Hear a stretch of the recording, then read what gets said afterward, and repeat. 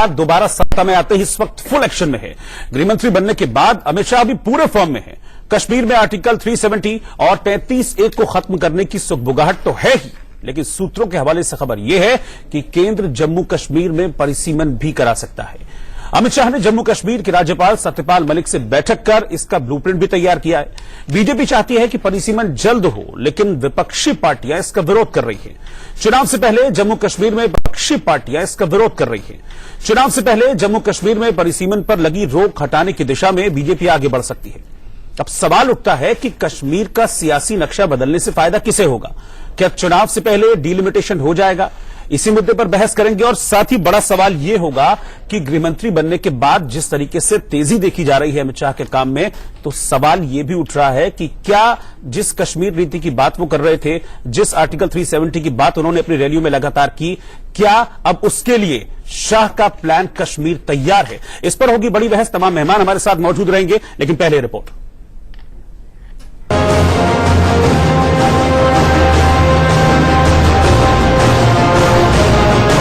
गृहमंत्री का पद संभालने के बाद अमित शाह लगातार मीटिंग कर रहे हैं।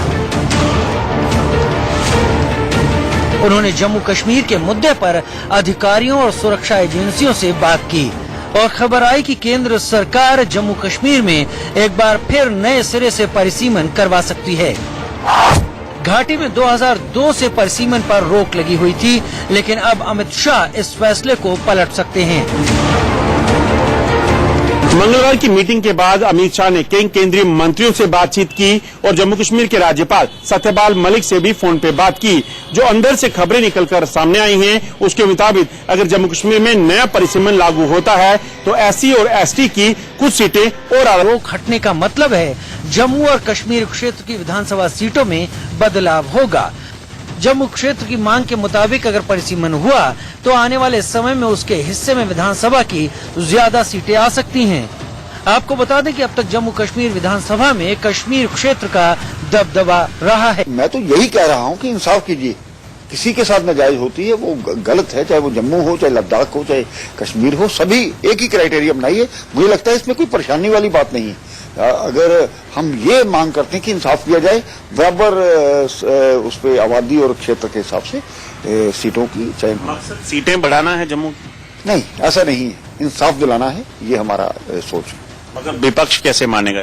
तो विपक्ष को मानना पड़ेगा। जब सभी को एक ही तरीके से लिया जा रहा है, इंसाफ दिया जा रहा है, आबादी और क्षेत्र उसका क्राइटेरिया हमने तय किया, तो फिर उसमें फर्क क्या पड़ता है? मुझे लगता है कि सभी को। इनके लोगों ने कई बार सवाल खड़े किए कि विधानसभा में उनकी उपस्थिति कम है, तो वहीं कश्मीर के लोगों की ओर से शिकायत थी कि वहां गुर्जर, बकरवाल और गढ़ी समुदाय के लोगों को SC ST की श्रेणी में डाला गया था, लेकिन उनका कोई प्रतिनिधि विधानसभा में है ही नहीं।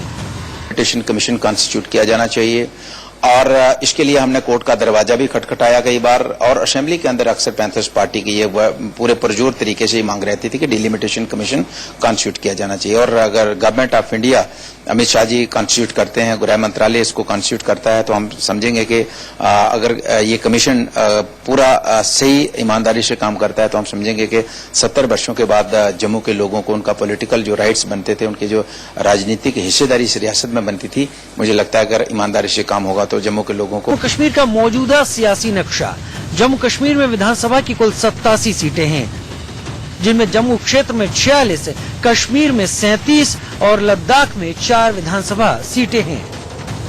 वहां के जातिगत समीकरण पर गौर करें तो 2011 की जनगणना के मुताबिक जम्मू में 62.55% हिंदू हैं, कश्मीर में 96.40% मुस्लिम और लद्दाख में 39.67% बौद्ध हैं।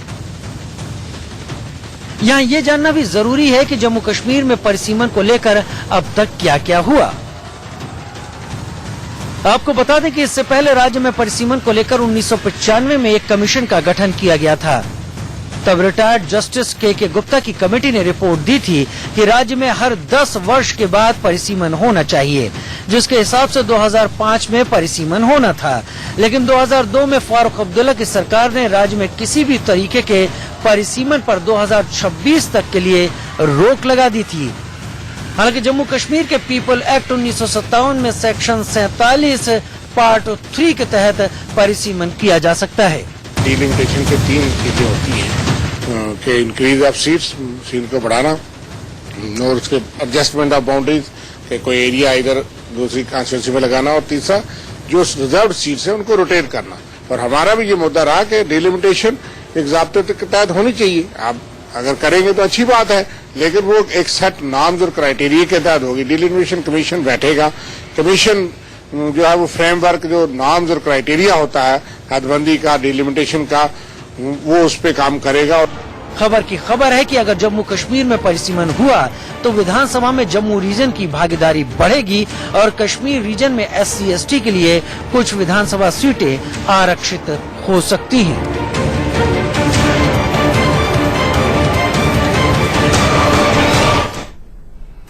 तो क्या जम्मू कश्मीर विधानसभा चुनाव से पहले डीलिमिटेशन हो जाएगा? क्योंकि कल इलेक्शन कमीशन ने इस बात को कह दिया है कि अमरनाथ यात्रा के बाद और इस साल के खत्म होने से पहले जम्मू कश्मीर में विधानसभा चुनाव कराए जा सकते हैं। सवाल एक ये भी है कि जो एक्शन इस वक्त नजर आ रहा है, जिस तरह से एक्शन में है गृहमंत्री अमित शाह, तो क्या कोई प्रॉपर प्लान कश्मीर के लिए तैयार हो गया है? इस पर हम डिस्कशन करेंगे। मेरे साथ जो पैनल है, सबसे पहले मैं आपको इंट्रोड्यूस करा देता हूं अपने पैनल से। नवीन कुमार जी हैं, बीजेपी प्रवक्ता, इस वक्त स्टूडियो में मेरे साथ मौजूद हैं। अजीत कटारिया जी, पॉलिटिकल एनालिस्ट, स्टूडियो में साथ में मौजूद हैं। सैयद बाबर कादरी साहब, प्रेसिडेंट हैं justice party Jammu Kashmir, Skype से इस वक्त हमारे साथ वो जुड़े हुए हैं। अमित रैना जी, कश्मीरी एक्टिविस्ट हैं, स्टूडियो में साथ में है मेरे। प्रमोद कुमार सिंह, सीनियर जर्नलिस्ट और स्ट्रेटेजिक अफेयर एक्सपर्ट, वो साथ में हैं। और इंडिया न्यूज के chief political editor Manish Awasthi ji भी मेरे साथ स्टूडियो में मौजूद हैं। सबसे पहला मेरा सवाल जो है प्रमोद जी आपसे है, बीइंग ए स्ट्रेटेजिक एक्सपर्ट और सीनियर जर्नलिस्ट, जिस तरह से इस वक्त एक्शन दिख रहा है, जिस तरह से इस वक्त प्रोसीडिंग्स दिख रही है, परिसीमन को लेकर इस तरह से चर्चा हो रही है, हालांकि ऑफिशियल कुछ भी नहीं है, लेकिन इस तरह की चर्चा है कि हाँ डीलिमिटेशन कराया जा सकता है, तो आपको लग रहा है कि बीजेपी अब उसी लाइन पे है जिस लाइन पर अमित शाह अपनी रैलियों में कहते थे और जो बीजेपी के मैनिफेस्टो में भी है कि 370 को हटाएंगे, 35A को हटाएंगे और परिसीमन भी उसमें एक एड ऑन है? ये देखिए, आपको थोड़ा सा पीछे ले जाना चाहूंगा। जो जम्मू कश्मीर का संविधान है 1939 में महाराजास कॉन्स्टिट्यूशन बोला जाता था, उसको बाद में 1955 में जब लागू किया गया तो फिर वो जम्मू कश्मीर का अलग से कॉन्स्टिट्यूशन हुआ। तो उस समय 1939 में ही जम्मू कश्मीर की में प्रॉपर रिप्रेजेंटेशन के लिए खाका तैयार हो गया था और एक उसमें कॉन्स्टिट्यूएंट असेंबली बनाई गई थी। लेकिन क्या हुआ कि 1955 में शेख अब्दुल्ला साहब ने एक तरफा फैसला लेते हुए 43 सीटें कश्मीर को दे दी और 37 जम्मू को दे दी, 2 लद्दाख को दे दी। और जबकि और जम्मू रीजन में 7 SC/ST की सीटें हैं और कश्मीर में जहां 11% आबादी बकरवाल्स की है, गद्दी और एक और वहां पे गुज्जर है, उनकी 11% आबादी है, उनके लिए कोई सीट रिजर्व नहीं है। और वहां पे कहा भी गया है कि वहां पे कश्मीर में कोई SC और ST नहीं है, कश्मीर की जहां तक हम बात करते हैं। तो जो रीजनल इम्बैलेंस है, इसको दूर करने के लिए डिलिमिटेशन आयोग की मांग होती रही है। जम्मू की आबादी काफी जो हुई थी पहले के 2000 सेंसस के हिसाब से अब अभी भी बढ़ गई, 2019 में काफी बढ़ गई है। उसी दौरान जब फारूक अब्दुल्ला साहब ने ये आखिरी जो डिलिमिटेशन एक्सरसाइज हुई थी जम्मू कश्मीर में 1995 में हुई थी, जस्टिस के गुप्ता रिटायर्ड कमीशन थी, बहुत ही मुश्किल परिस्थितियों में हुई थी। फिर लद्दाख में 2 को 4 सीटें मिली और कश्मीर में 3 सीटें और बढ़ गई, वहां 46 हो गई। पूरी विधानसभा का प्रारूप 87 सीटों पर आ गया और जम्मू में जो सीटें थी बढ़ने फिर भी नहीं बढ़ी। तो अब जो मांग हो रही है कि फारूक अब्दुल्ला साहब ने उसी समय किया, 2002 में जब चीफ मिनिस्टर थे तो उन्होंने Jammu Kashmir representation of people act को अमेंड कर दिया और जम्मू कश्मीर कॉन्स्टिट्यूशन की जो धारा 47 के सब सेक्शन 3 को अमेंड कर दिया और कहा 2026 तक कुछ नहीं होगा। उसमें उन्होंने ये बात रखी थी कि जब भारत में डिलिमिटेशन होगा पूरे देश में तो उसको साफ रखने के लिए हम इसको करेंगे। लेकिन इस समय अब मैं चाहता हूं कि आप उसी पर आ जाए मेरे सवाल पर कि अब किस लाइन पर है? अभी इस लाइन पे देखिए, अब इसमें जो डिलिमिटेशन की बात इसलिए की जा रही है कि जम्मू के लोगों को मानना है, जम्मू रीजन के लोगों को उनके साथ उनकी जो राजनीतिक हिस्सेदारी होनी चाहिए राज्य में वो नहीं है। अब गवर्नर साहब को जो इसमें चूंकि गवर्नर रूल है उसमें भी जो जम्मू कश्मीर का संविधान की धारा जो आर्टिकल 47 के तहत उनका अख्तियारात हासिल है, वो ऑर्डर दे देंगे। अगर उन्होंने डिलिमिटेशन आयोग का गठन कर दिया तो ये परिसीमन की कार्रवाई शुरू हो जाएगी। अच्छा कादरी साहब, ये बताइए कि अब जब परिसीमन की चर्चा हो रही है और अमित शाह एक्शन में दिख रहे हैं, 370 को हटाने की बात हो रही है, 35A को हटाने की बात हो रही है, तो महबूबा मुफ्ती क्यों बेचैन हो रही है, क्यों वो परेशान हो रही है? ट्वीट कर रही है कि ताकत से कुछ नहीं होगा, पाकिस्तान को इसमें शामिल करो। उनकी बेचैनी की वजह क्या है? आप वहां बेहतर समझते होंगे इसको।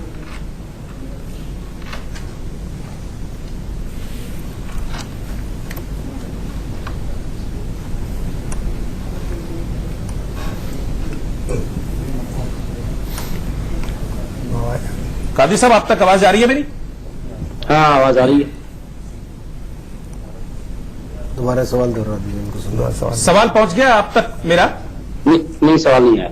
मैं ये जानना चाह रहा हूं कि ये जो प्रोसीडिंग्स हो रही है बीजेपी में, इससे महबूबा मुफ्ती क्यों चिंता में है? उनकी किस बात की चिंता है? उनको क्यों ट्वीट करना पड़ रहा है कि ताकत से नहीं, अगर ताकत से करेंगे तो हास्यास्पद होगा, पाकिस्तान को इसमें शामिल करो, ऐसा क्यों कि वो कह रही है? देखें, महबूबा जी जो कह रही है वो खुद से बात नहीं कर रही है, ये हिस्टोरिकल फैक्ट है। एक जम्मू कश्मीर एक खित्ता वो है जिस के 3 भागीदार हैं, हिंदुस्तान है, पाकिस्तान है और जम्मू कश्मीर की आवाम है। जहां तक आप कह रहे हैं कि पाकिस्तान की तो बात करता ही नहीं है, बात की शुरुआत तो हमेशा हिंदुस्तान ने की, पाकिस्तान के जवाब में गोलियां बोले रहता है। देखिए, बात तो करने दे, आप बात करने नहीं देते। बात करो, लेकिन पाकिस्तान को कैसे करेंगे? पाकिस्तान कहां से शुरुआती गलत करके आपकी बुनियादी गलत। पहले मैं कादरी साहब, अरे आप कम से कम जब बोलते हो तो ये बताओ ना, मैं पाकिस्तान को कहां से लेकर क्या गया? मेरे ख्याल से नवीन भाई सुन लेते हैं। नेशनलिज्म का इतना आपके सर पे भूत है कि आपने मुझे ईद की विश भी नहीं की। मैं आपको यहाँ से ही आप हाँ, ठीक है कादरी साहब, आप बात पूरी कीजिए। तो मसला ये है कि जो आप जम्मू की बात कर रहे हैं ना, हम चाहते हैं, जस्टिस पार्टी का ये स्टैंड है कि जम्मू कश्मीर के 3 जो रीजन्स अभी है, इन तीनों रीजन्स को अलग अलग से अपनी असेंबलीज देनी चाहिए। हम तो इस हद तक जाते हैं, हम तो कहते हैं कि जम्मू रीजन को अपनी अलग से एक असेंबली हो। हम उनके राइट्स और हम उनके जो भी उनकी जो प्रॉब्लम्स है वो हम उनको समझते हैं, मगर इसका ये मतलब नहीं है कि आज जो मायोपिक और जो रिलीजियस माइंडसेट लेके भारतीय जनता पार्टी की जो सरकार आई है वो हर किसी चीज को कम्युनल एंगल से देख रही है। उससे क्या होगा कि जम्मू कश्मीर के खित्ते में पोलराइजेशन होगी, यहाँ पे जो भाईचारा है वो बिगड़ जाएगा और जो ये अमन की यहाँ पे है एक ये एटमॉस्फेयर वो डिस्टर्ब हो जाएगा। ठीक है कादरी साहब, आपने अपनी बात रख ली, इसको काउंटर करेंगे नवीन जी, लेकिन एक छोटा सा ब्रेक मुझे लेना होगा, छोटा सा ब्रेक लेना होगा, इस ब्रेक के बाद मैं वापस लौटूंगा। नवीन जी हाँ बस इतना से कह दूं क्योंकि व्यूअर्स देख रहे होंगे। पहली बात तो ये कि पाकिस्तान की अगर बात करेंगे तो पाक ऑक्यूपाइड जम्मू कश्मीर का जो हिस्सा है वो हमें मिलना चाहिए, वो हमें लेना है। दूसरी बात ये, डिलिमिटेशन होने से वहां की जनता का फायदा है। कौन नहीं चाहता कि वहां के गरीबों को उनका अधिकार मिले। ठीक है, आप अपनी बात पूरी कीजिएगा, एक ब्रेक ले रहा होगा, ब्रेक के बाद लौट रहे हैं वापस। और आप देख रहे हैं आज की पहली बहस और आज का मुद्दा है कश्मीर, और कश्मीर को लेकर क्या है बीजेपी और अमित शाह की रणनीति। ब्रेक पर जाने से पहले कादरी साहब अपनी बात रख रहे थे, अब नवीन जी चाह रहे हैं कि वो काउंटर करें, उनको उनका जवाब दें। नवीन जी, पहली बात ये कि आज क्योंकि ईद का ही मौका है और गुरुजी हमारे जो द्वितीय सरसंचालक जी हैं उनका भी पुण्यतिथि, सबको कादरी साहब को ईद मुबारक। ईद मुबारक सभी मुसलमान भाइयों को देश के। लेकिन कादरी साहब, आप जब भी बात करते हो तो बीच में कश्मीर के अंदर पाकिस्तान को लेकर क्यों आते हो? इस बात की क्योंकि और कश्मीर के भी लोग इस बात से पीड़ित हैं, देश के लोग भी इस बात से पीड़ित हैं कि आप जब भी आते हो, अरे सुन लीजिए यार, आप बीच में मत बोलो। अभी बहुत दिनों बाद आपने रोजे खोले हैं, कम से कम आज तो शांत रहिए। मेरा कहना यह है कि आप जो है जब भी कभी कोई बात होगी उसके बीच में पाकिस्तान को लेकर के आते हो, उसके बिना आपकी रोटियां मिल नहीं सकती। नहीं, ये गलत आप कह रहे हैं। बड़ा स्पष्ट कहना है कि जम्मू कश्मीर में जो आबादी है वहां पर मुझे बताइए कि जो शेड्यूल ट्राइब की आबादी है, बकरवाल गुजर्स है, उनको क्या वहां पर रिजर्व सीटें उनकी होनी चाहिए, नहीं होनी चाहिए? वहां पर होनी चाहिए, 11% से ज्यादा उनकी आबादी है। दूसरी बात, आज जो जम्मू कश्मीर में आपको याद होगा उत्तर प्रदेश से, बिहार से, देश के अन्य प्रांतों से जिन गरीब लोगों को, वाल्मीकि समाज के लोगों को वहां पर बसाया गया था, आज भी उनको मत का अधिकार नहीं है वहां पर। आज भी जम्मू कश्मीर में असेंबली के अंदर और ग्राम पंचायतों में वहां के रहने वाले लोगों को मत का अधिकार नहीं है। वो मत का अधिकार उनको मिलना चाहिए, नहीं मिलना चाहिए। आज इस देश के अंदर बार बार कहते हैं जब डिलिमिटेशन होगा, रोहित भाई सबसे महत्वपूर्ण बात यह है कि कोई 1 लाख की आबादी करेंगे और कोई सीटें 25 लाख की आबादी की विधानसभा की, कैसे आप उसको भला कर सकते हो, कैसे विकास कर सकते हो? अगर किसी राज्य का विकास करना है तो उसके अंदर समानताएं होनी चाहिए, उसके अंदर होना चाहिए कि आपकी जितनी आबादी है उसके अनुपात के आधार से सीटों का बंटवारा हो और बंटवारे के आधार पर राज्य का विकास हो। वापस मुझे ब्रेक पर जाना होगा। अजीत कटारिया जी के पास में चलूंगा। सर, मैं आपका रिएक्शन चाहूंगा कि ये जो सियासी नक्शा बदलने की बात कही जा रही है जम्मू कश्मीर का, ये सियासी नक्शा बदलेगा या वहां की सियासत भी बदल देगा पूरी तरीके से? रोहित जी, वहां की देखिए सियासत बदलने की ही ये कहानी है सारी, क्योंकि जम्मू का जो एरिया है पूरा, जो लद्दाख से लेकर जम्मू तक का, उसमें 37 और 4 41 सीटें हैं। अब सरकार की ये मंशा होगी कि यहाँ पर आबादी जो है जम्मू में, ये सच है कि आबादी वहां पर पिछले 5 से 7 सालों में 10 सालों में बढ़ी है, और यहाँ पर डिलिमिटेशन से जम्मू की सीटें जो हैं वो लगभग 50 के आसपास जम्मू क्षेत्र की हो जाएंगी। तो गुलाम नबी आजाद भी चाहते तो प्रस्ताव लेकर, और ये इसमें कोई वो नहीं है, देख लेना आप, मैं बता रहा हूँ आपको, कम से कम 45 और 50 के बीच में जम्मू की जो सीटें हैं वो बढ़ जाएंगी। आप देख लेना, ये मैं आज बता रहा हूँ आपको। उसके अलावा ये सियासत ठीक है, ये राजनीति है, ना कि वहां के समाधान की कोई समस्या है का हल है। हल है उसका तो एक ही है कि जो 24 सीटें हमारी जो उनके कब्जे में है, हम उनको वापस ले, ये समस्या का समाधान है। और अमित शाह जी को, अमित शाह जी को जो 24 सीटें पाकिस्तान के अंदर हैं हमारी, वो भी वापस लेने की प्लानिंग बनानी चाहिए। हम तो कहते हैं करें, अगर आप में ताकत है तो करें, ले लें वापस, यूनाइट करें जम्मू कश्मीर को। कश्मीर के पास है, हमको डिवाइड करके रखा है। पॉपुलेशन वाइज कश्मीर 68 लाख पे है, जम्मू रीजन 56 लाख पे है। अगर डिलिमिटेशन होता भी है तो 2-3-4 सीटों में ज्यादा फर्क पड़ेगा। जम्मू में 2-3 सीटें बढ़ेंगी और कश्मीर में 2-3 सीटें कम घटेंगी। मगर समस्या वो नहीं, समस्या ये है कि जो गुज्जर, बकरवाल और गड्डी और पहाड़ियों को जो अगर रिजर्व सीटें मिलती हैं, उससे कश्मीर में जो कश्मीरी सुन्नी मुस्लिम मोनोपली चल रही है जेएंडके स्टेट, इंटेंट, और इससे बाकी समुदाय के लोगों को शायद मुख्यमंत्री बनने का चांस मिलता है। तो आज कश्मीर में सिर्फ कश्मीरी सुन्नी मुसलमान ही यही प्लान सीएम बन सकता है। क्या यही के बाद सरदार बन जाए, गुज्जर बन जाए, बौद्ध बन जाए, हिंदू बन जाए? ये सवाल पर लौटेंगे। एक छोटा सा ब्रेक मुझे यहाँ पर लेना होगा। क्या यही है शाह का कश्मीर प्लान? एक छोटा सा ब्रेक, लौट रहे हैं फौरन वापस इस पर लेंगे। उन्होंने बातचीत की। अमित शाह जब से गृह मंत्री बने हैं तब से जम्मू कश्मीर को लेकर कई चर्चाएं जो है वो केंद्र सरकार या ये कहेंगी होम डिपार्टमेंट में हो रही हैं। आज जो नई चर्चा शुरू हुई है वो डिलिमिटेशन को लेकर है। इस पर बात करने के लिए हमारे साथ बलवंत सिंह मनकोटिया जी हैं, president Jammu Kashmir National Panther party.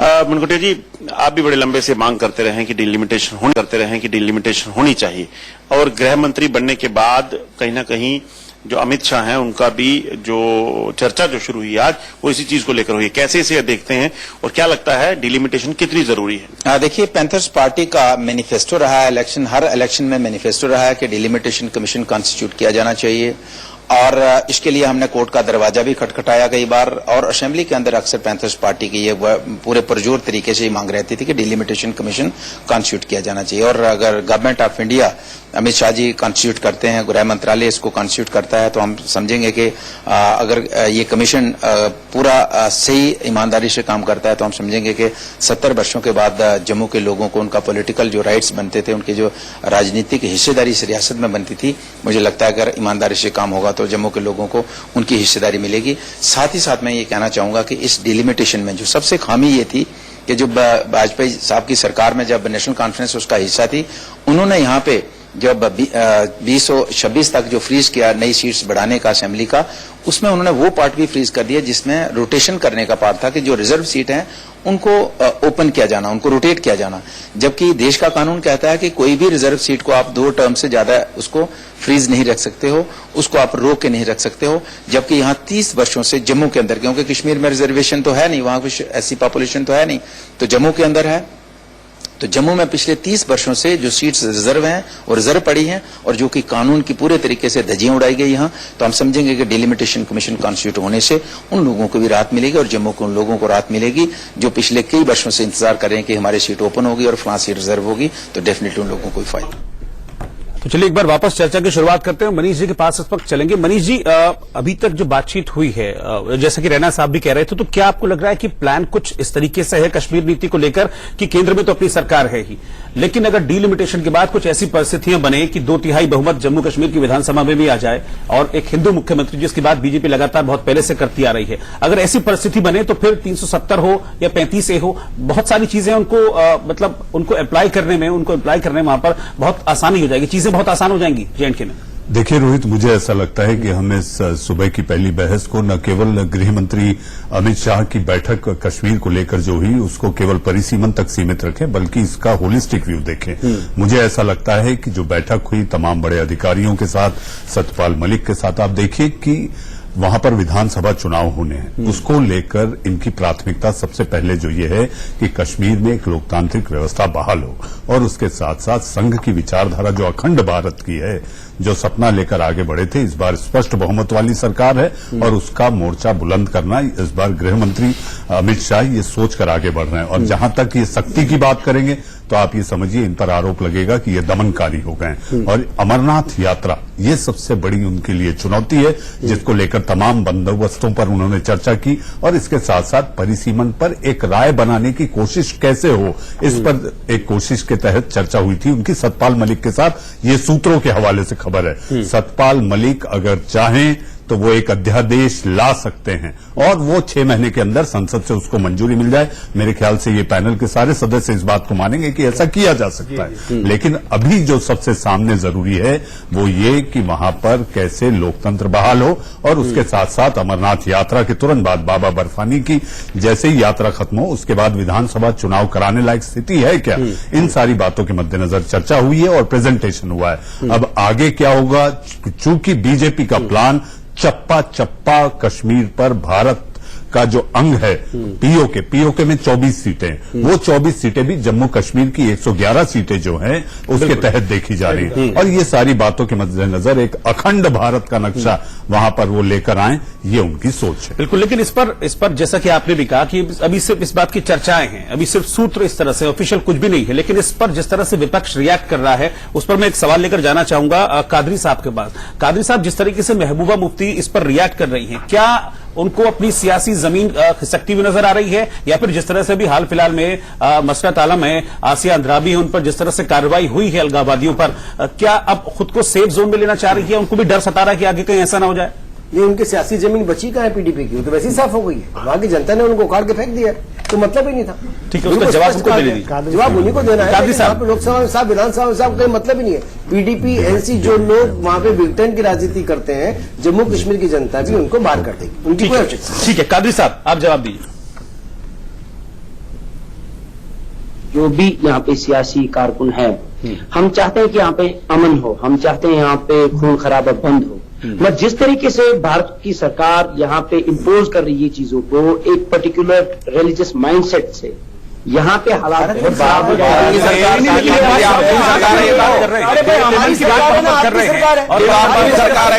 मिलेगा तो कैसे अमन होगा? डिलिमिटेशन दिल्ली के, ये मेरे हिसाब से पाकिस्तान नहीं है।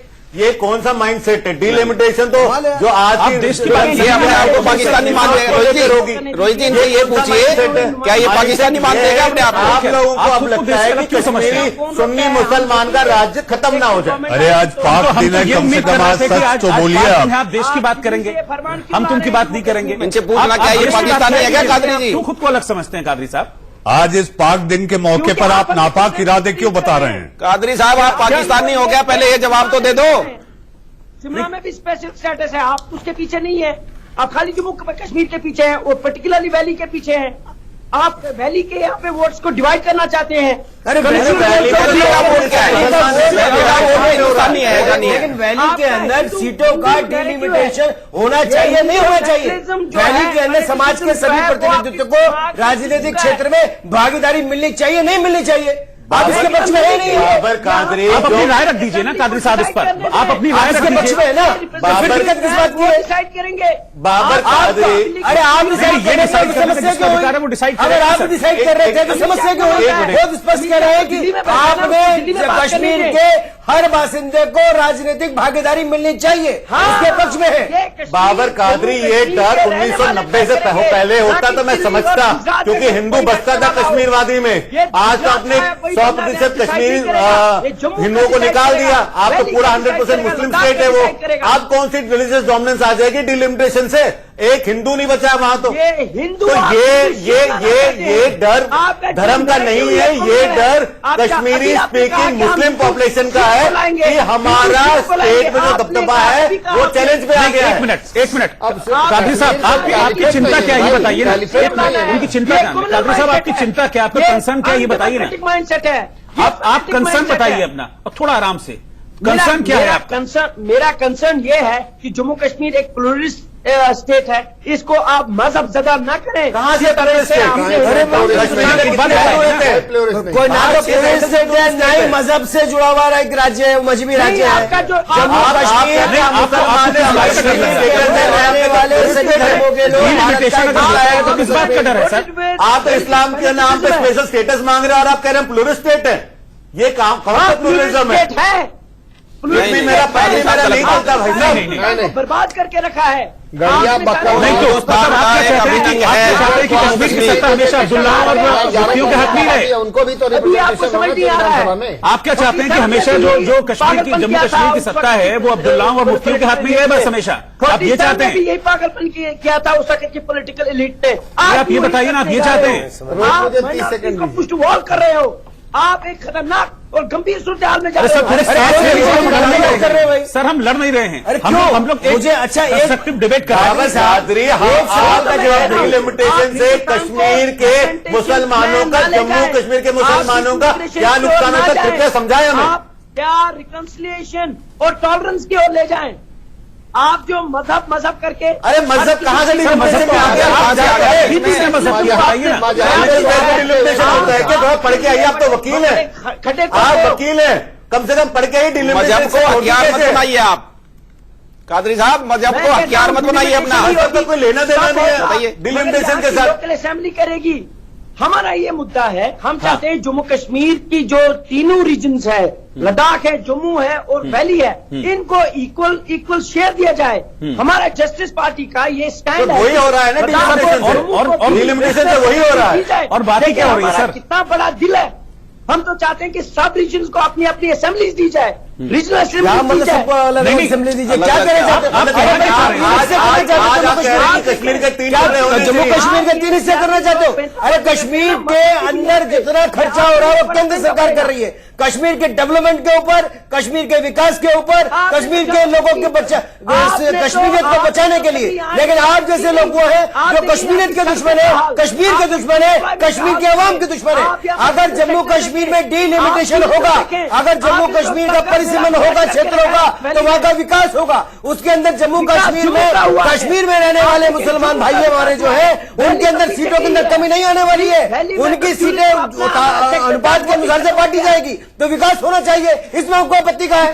विकास तो आपके एजेंडा में ही नहीं है। अरे ये आपका मैं विकास की बात कर रहा हूँ, आपकी तरफ विनाश की बात नहीं कर रहा हूँ। विनाश और विकास में अंतर है। हम डेवलपमेंट यानी अंग्रेजी में समझिए, मैं डेवलपमेंट की बात कर रहा हूँ। और डेवलपमेंट करने के लिए मोदी सरकार ने जो कदम उठाए हैं उसके अंदर आप लोगों को शामिल होना चाहिए। जम्मू कश्मीर की आवाम यही चाहती है, चंद मुट्ठी भर कुछ नेताओं को छोड़ करके। और जो नेता ऐसी बातें करते हैं, आप जैसे नेता, उनका हर्ष समझ लीजिए। जो इस लोकसभा चुनाव में हुआ है वही आगे होगा। ठीक है, एक मिनट। वो देखेंगे। साहब आप भी कश्मीर को अच्छी तरह समझते हैं। जो डर है, मैं इसको क्लियरली डर कहूंगा, जो कादरी कोई साहब डर नहीं है, पैदा कर रहे ये लोगों को पैदा करने की कोशिश कर रहे हैं। क्या है? जम्मू कश्मीर लद्दाख 3 प्रोविंस है, मगर जब भी कोई बात होती है तो कश्मीर कश्मीर कहा जाता है। मोनोपोली बना रखी है कश्मीर रीजन ने। देखिए अभी तो आप कश्मीर बोल रहे हैं, मैं तो एरिया है, नाम लेता हूं, जम्मू का नाम 70% पे राज करता है। और डिलिमिटेशन से यही डर रहता है उनको कि हमारी जो मोनोपोली है। अब आप 1947 से लेकर 2019 तक ले लीजिए, सारे मुख्यमंत्री कश्मीरी सुन्नी मुसलमान थे। एक शिया क्यों नहीं मुसलमान बन सकता? एक हिंदू क्यों नहीं मुसलमान बन सकता? एक बौद्ध क्यों नहीं मुसलमान बन सकता? क्योंकि कश्मीर पॉलिटिक्स ने इंश्योर किया कि मोनोपोली कश्मीर की नहीं, और वो आज मोनोपोली ब्रेक होने का डर है डिलिमिटेशन को लेकर आज।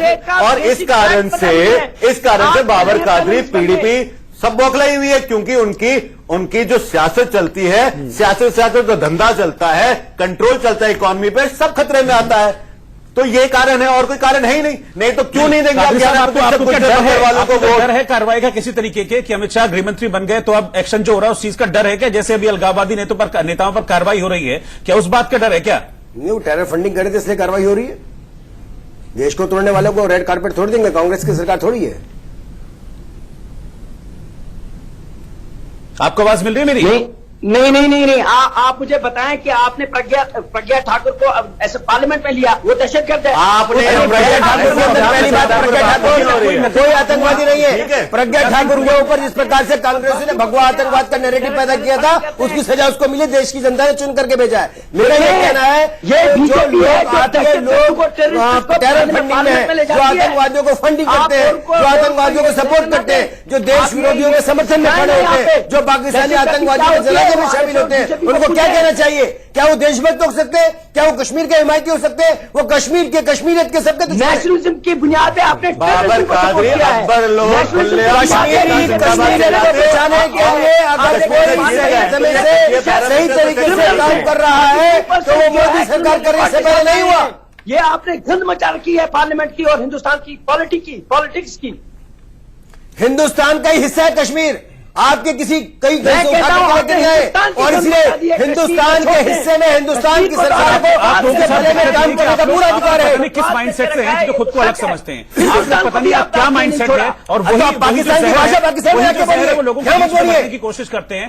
कश्मीर नहीं चाहते पाकिस्तान से जुड़ना। कश्मीर हिंदुस्तान का हिस्सा है, इस चीज को समझ लीजिए। आप क्यों अलग उसको बात करते हैं? क्यों अलग उसको फ्रेमवर्क की बात करते हैं? तरीके से आप हमें 47 से ट्रीट कर रहे हैं, हमारे स्पेशल स्टेटस को आपने छीना। सर ये जहर भर रहे हैं आप लोग हिंदुस्तान के लोगों में, ये जहर भर रहे हैं आप कश्मीर के लोगों में। आप देश के नेशनल टेलीविजन में बैठकर इस तरीके से बातने की बात करते हैं। पाकिस्तान की जबान बोलते हो, पाकिस्तान का खाते हो, हिंदुस्तान में गुर्राते हो, शर्म नहीं आती बिल्कुल भी। कश्मीर की जनता ने आपको नकारा है, कश्मीर की जनता ने आपको बाहर कर दिया, कश्मीर की जनता नहीं चाहती आपको, फिर भी आप ऐसी बातें करते हैं। आप जानते हैं पाकिस्तान की भाषा बोलना बंद करेंगे नहीं करेंगे आप? इस कश्मीर के भारत का विषय है और भारत की सरकार, भारत की सेना, भारत के लोग उसको बचाने में लगे हुए और आज जैसे लोग उसको खत्म करने में लगे हुए। अगर इतनी बात थी तो पाकिस्तान से जाके कहिए ना कि पाक ऑक्यूपाइड जम्मू कश्मीर पाकिस्तान जाए, कौन छोड़ा पाकिस्तान? एक बार जाकर के बात करिए आपने कहा कि पाक ऑक्यूपाइड के अंदर जम्मू कश्मीर के जो लोग दुखी है उनको क्यों नहीं देते? बारे में आप बात ना करें। जम्मू कश्मीरियों का है, ये किसी मजहब का नहीं है, किसी स्टेट का नहीं है। ठीक है कादरी साहब, एक मिनट कादरी साहब, अभी जो इलेक्शन हुए जम्मू कश्मीर में तकरीबन 30 लाख वोट पड़े, जिसमें से आप मुझे बताया बीजेपी को कितने वोट पड़े? बीजेपी को जम्मू रीजन ने वोट करे 3 सीटें बीजेपी ने निकाली, हमने नकार दिया है। 66% of voting went in favour of BJP. BJP का नारा रहा है 370 हटाओ, 35 से हटाओ। अगर मैं जनमत के हिसाब से जाऊं तो आज जम्मू कश्मीर की पॉपुलेशन कहती है 370 हटाओ, 35 से हटाओ, तो बाबर कादरी जैसे लोग चिल्लाते रहे, उससे क्या होगा? एक बात, डेमोक्रेसी में वोट मैटर करता है और वोट आज बता रहा है कि जो आदमी चिल्लाते रहे इनसिग्निफिकेंट है। अगर इतनी हिम्मत हो तो आके इलेक्शन लड़े, इलेक्शन लड़ते लड़ेंगे, क्योंकि उनको पता है कि उनकी औकात दिख जाएगी इलेक्शन में। इसलिए इलेक्शन नहीं लड़ते। महबूबा मुफ्ती को उसकी औकात दिखा दी लोगों ने इलेक्शन में। ये थर्ड नंबर पे सिटिंग सीएम आता है क्योंकि अलगाववादी बात करता है, इसलिए बाबर कादरी जैसे लोगों को इनसिग्निफिकेंट समझ के भूल जाना चाहिए। क्या कह रहे हैं? ठीक है सर, अजीत कटारिया साहब, क्या ये 370A या 35A हटने का डर है जिस तरह से बिल्कुल निश्चित तौर पे डर है और 370-35A बिल्कुल निश्चित तौर पर हटनी चाहिए क्योंकि वहाँ की आवाम जो है, वहाँ की जनता हटा के दिखाओ, हटा चाहती है। लेकिन कादरी जैसे लोगों को वापस पाकिस्तान भेज देना चाहिए। ये इस तरह की भारत को तोड़ने की जो बात करते हैं, इनको पाकिस्तान भेज देना चाहिए। ये हिंदुस्तान में रहने के लायक ही नहीं है कादरी जैसे लोग, बाबर जैसे लोग ये है। और मैं तो भारत सरकार से रिक्वेस्ट करूंगा कि वहाँ पर जितने भी हमारे हिंदू पंडित जो वहाँ से आए थे, ब्राह्मण पंडित वहाँ से आए थे, उनको वापिस वहाँ पर बसाया जाए। अमित शाह को इस बात पे गौर करना चाहिए कि जितने भी ब्राह्मण वहाँ से हमारे उजड़ के आए थे उनको वापिस वहाँ पर बसाना चाहिए क्योंकि हिंदुस्तान का अभिन्न अंग है हमारा जम्मू कश्मीर, उसमें हमारे हर हिंदुस्तानी का हक है। बिल्कुल कश्मीरी पंडितों को वापिस बसाना चाहिए और इन जैसे कादिरों को पाकिस्तान भेज देना चाहिए, बाबर जैसे लोगों को। फैलाते हैं जी, बिल्कुल बहुत स्पष्ट है, जम्मू कश्मीर में डिलिमिटेशन होना चाहिए और जम्मू कश्मीर में डिलिमिटेशन वहाँ की जनता के हित में है, जो वहाँ की ये आप कर नहीं सकते, ये आप इलीगल करेंगे, ये कॉन्स्टिट्यूशनल क्राइसिस है, ये कॉन्स्टिट्यूशनल ऑनस्लॉट है। चाहिए भागीदारी मिलनी चाहिए, वहाँ के गरीबों को भागीदारी मिलनी चाहिए, वाल्मीकि समाज को वोट का अधिकार मिलना चाहिए, और यही नहीं, जम्मू कश्मीर में जितने भी लोग रहते हैं उनको मत का अधिकार होना चाहिए। मुझको लगता है जम्मू कश्मीर इस समय विकास की राह पर है। मोदी सरकार ने पिछले 5 वर्षों में कश्मीरी पंडितों को भी वापस आने का प्रावधान कीजिए, वो भी आपकी सरकार ने कितना हमारी सरकार की बात नहीं, आपकी सरकार है, जिम्मेदारी अब आपकी है, हमारी जिम्मेदारी आपने तो हमारे ख्याल से ये क्लोजिंग कमेंट है, एक एक को बोलने दीजिए। कहना है कि जम्मू कश्मीर के अंदर जम्मू कश्मीर को कश्मीरियत को बचाने के लिए मोदी सरकार जो काम कर सकती है वो काम करेगी, और राष्ट्र के हित में जम्मू कश्मीर को लेगी। उसके लिए अगर कुछ लोगों को तकलीफ होती हो तो होती रहे। नहीं, दूसरी बात कादरी साहब, आपको याद होगा जब जम्मू गुलाम नबी आजाद की सरकार थी, जो उस समय मुफ्ती मोहम्मद साहब अध्यक्ष थे, उस समय गुलाम नबी आजाद साहब और पीडीपी जो कांग्रेस की सरकार ने कहा था कि 25% जो है सीटें दिल्ली में बढ़ाई जानी चाहिए, 22 सीटें बढ़ जाती। उस समय ये महबूबा जी भी थी, आप बोले नहीं, हम क्यों नहीं बोले उस समय भाई? अगर हमारी असेंबली बोलती है तो ठीक है, मगर दिल्ली में बैठ के कोई, लेकिन गवर्नर को जम्मू कश्मीर के रिप्रेजेंटेशन में पार्लियामेंट गवर्नर के पास पूरा पावर है, लिमिटेशन कमीशन बना सकते हैं। देश जो है वो दिल्ली से चलता है, कश्मीर का संविधान उनको पूरा पावर देता है। असेंबली को, उस असेंबली बाबर कादरी, इस समय राष्ट्रपति शासन में गवर्नर को पूरे अख्तियार हासिल है, जो सेक्शन रिप्रेजेंटेशन में कहता है। इस वक्त जो है वो दिल्ली से चलती है सरकार, वहाँ की, वहाँ पर राष्ट्रपति रूल आपके है, हिसाब से नहीं चलेगा। ठीक है, एक मनीष जी का कमेंट लेंगे फिर आगे बढ़ेंगे। देखिए रोहित, मेरा ये मानना है कि कोशिश ये की जा रही है नई सरकार की, नए गृह मंत्री की, कि भाई राह में नए चिराग जलाए गए हैं, निकल पड़ो यारों की अब राह दिखाई देती है। बाबर कादरी जैसे लोग, मुझे ऐसा लगता है कि इस लोकतंत्र को शापित करते हैं, और इतना ही नहीं तो सरकार की ये कोशिश भी रहेगी, क्योंकि हमेशा कादरी साहब जरा आराम और धीरज से सुनिए, जरा धीरज से सुनिए। आप भारत को ललकार नहीं सकते। भारत की अखंडता पर जब भी आप ऐसी नजर डालोगे तो आप जानते हो कि आपका हश्र क्या होगा। लोकतंत्र अखंड है, अखंड रहेगा, और बीजेपी की कोशिश है कि कश्मीरी पंडितों को वहां बहाली हो। मुझे ऐसा लगता है कि आप उनके दर्द को याद करिए, न छुओ इन दुखती रगों को, ये जख्म फिर जलने लगेगा। मत पुकारो उन क्षणों को, ये जख्म रह रहकर रिश्ते लगेगा। अरे आज का वो पाक दिन है, कम से कम आज तो ईमान साफ रखो। ईमान से बात कर रहा हूँ मैं, हिंदुस्तान को टुकड़े टुकड़े होते नहीं देखना ये ईमान कब कहाँ चला जाता है? आप जब भाषण दिया जाता है, मेरे सुरक्षा बलों उनको आप लोग संरक्षण देते हैं, तब कहाँ जाता है? हिंदुस्तान को नुकसान पहुंचा रहा है। हिंदुस्तान के टुकड़े करने वाले का जो सोचेगा उसके खुद के टुकड़े हो जाएंगे। आवश्यकता मत कादरी साहब, हमारे आपके टुकड़े नहीं होंगे, हमारा हिस्सा होगा। आप ये कह रहे हैं, आप भी बताओ और वो शायद आपको दर्द लग रहा है। टुकड़े पाकिस्तान के होंगे और वो दर्द आपको शायद खा रहा है, तो वो होगा, वो बिल्कुल होगा, इंशाअल्लाह होगा, जरूर होगा। आप आबाद रहें, लेकिन भारत के खिलाफ गलत सोच के आप आबाद नहीं रह सकते। मैं तो अब तक यही नहीं समझ पाया कि डर क्या है, कादरी साहब का डर क्या है? मैं तो अगर हिंदुस्तान हमारा है, ये हिंदुस्तान का नहीं है, तो ये यहाँ क्या है हिंदुस्तान में? उनका डर कौन सा? मैं तो यही नहीं समझ पाया ये यहाँ क्या करा रहे हैं? ये दरबार में बैठ के जम्मू चाहे कश्मीर पाकिस्तान अपना कोई डिक्टेशन ना दे। आप क्या चाहते हैं कि कश्मीर पर सिर्फ अब्दुल्लाज और मुफ्तीज राज करें? No Jammu have equal right, मगर जम्मू इक्वल राइट की तो बात ही नहीं कर रहे हैं आप। यही तो बेरहम है आप। बात यही हो रही है इक्वल राइट्स की, डिलिमिटेशन की बात इसलिए चल रही है कि समान प्रतिनिधित्व मिले जम्मू को भी और कश्मीर को भी। फिर क्या दिक्कत है आपको? कादरी साहब, आप कंफ्यूज हैं क्या किसी चीज को? आप कश्मीर के एक नुमाइंदे हैं, आप कश्मीर के मालिक नहीं है। देश स्टेट के हम नुमाइंदे हैं, इसीलिए नुमाइंदे की हैसियत से हम कहते हैं उसमें समान राइट नहीं होता है, जिसमें इक्वालिटी कॉन्स्टिट्यूशन में नहीं हो उसमें समान राइट नहीं होता है। जो 35 से औरतों के साथ जाति करता है उसमें समान इक्वालिटी नहीं होती है। जो वाल्मीकि समाज के साथ करता है उसमें इक्वालिटी नहीं होती है। जो वेस्ट पाकिस्तान से आए हुए रिफ्यूजियों के साथ पढ़ा लिखा करें, अन्याय करता है उसमें इक्वालिटी नहीं होती है। इक्वालिटी की बात आप ना करें, आपके मुंह से शाबान नहीं देता है। पहले अपना संविधान बदले, उसमें हक लाए, आर्टिकल 14 को इनकॉर्पोरेट करें, उसके बाद इक्वालिटी की बात करें। तब तक आप चुप रहे तो ज्यादा अच्छा रहेगा। एक बात बताए अच्छा, मुझे लगता है कादरी साहब आपको डर सिर्फ इस बात का है कि जो नफरत की सियासत है ना, वो नफरत की सियासत आप लोग नहीं कर पाएंगे। जो जहर भरते हैं ना वहां पर, हम तो वो नहीं भर पाएंगे। आप यहीं पर इतना जहर उगल रहे हैं एक नेशनल चैनल पर बैठकर। सियासत तो आप करते हैं, नफरतों की सियासत तो आप करते हैं। आप हिंदू मुस्लिम बनाते हैं, जम्मू कश्मीर बनाते हैं। हम ठीक है, हम तो ये कहेंगे कि अल्लाह जो है, भगवान जो है वो सद्बुद्धि दे आपको, बस यही कह सकते हैं। आज ईद मुबारक हमारी तरफ से। आपको थोड़ा शांत हो जाइए। आज इस पहली बहस में इतना ही। नमस्कार।